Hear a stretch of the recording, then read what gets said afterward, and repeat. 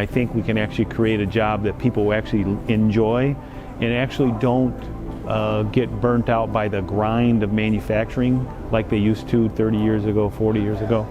And I think they can enjoy a longer, more successful career in manufacturing. My name is Jason Morar, and I'm the President and CEO of JVIS. I have to say the one thing that I'm most proud of is when we get students coming here on their own accord to fill out an application to join the company, because we obviously affected them through manufacturing day.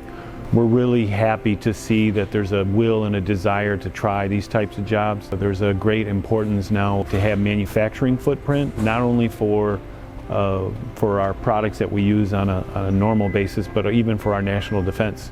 It's a requirement that we feel it's important. So having manufacturing day for us with young folks gives us a chance to be able to establish a connection between our youth base and our operations. I think that there are multiple paths to success, and I think that even leadership is more open to the idea of allowing kids to come in and learn on the job and excel on the job. And so I think there's a bright future for kids, and we hope that you guys join us.